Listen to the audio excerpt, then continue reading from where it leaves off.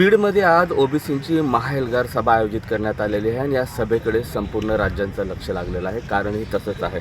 छगन भुजबळ आज नेमकं बीडच्या या सभेमध्ये काय बोलतील. मनोज जरांगे पाटील यांचा बीड जिल्हा आहे आणि त्यांची ही जन्मभूमी आहे आणि पहिल्यांदाच छगन भुजबळांची जी महाएल्गार सभा आहे ती बीडमध्ये आयोजित करण्यात आलेलं आहे. बीडमध्ये छत्रपती शिवाजी महाराज क्रीडांगणावरती ही सभेचं आयोजन करण्यात आलेलं आहे. आपण पाहू शकतो सभेची संपूर्ण जी तयारी आहे ती पूर्णपणे झालेली आहे. साधारणतः सायंकाळी 4 वाजता या सभेला सुरुवात होईल. मंत्री छगन भुजबळ असतील, त्यासोबत महादेव जानकर, गोपीचंद पडळकर आणि प्रकाश शेंडगे हे देखील या सभेला उपस्थित राहणार आहेत. पहिल्यांदाच छगन भुजबळ यांची बीडमध्ये सभा आहे, त्यामुळे या सभेकडे सर्वांचं लक्ष लागलेलं आहे. दुसरीकडे जर पाहिलं तर या सभेला मराठा आंदोलक जे आहेत त्यांनी विरोध केलेला आहे.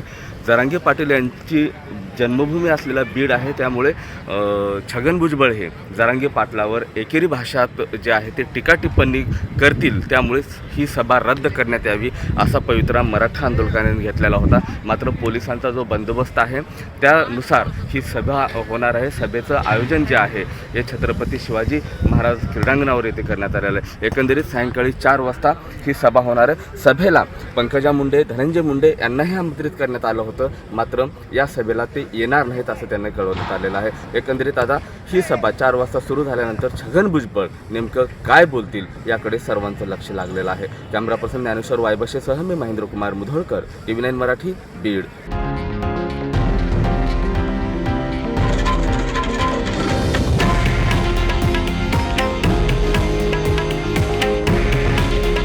हे आहे देशातील नंबर 1 न्यूज नेटवर्क आणि आपण पाहत आहात TV9 मराठी.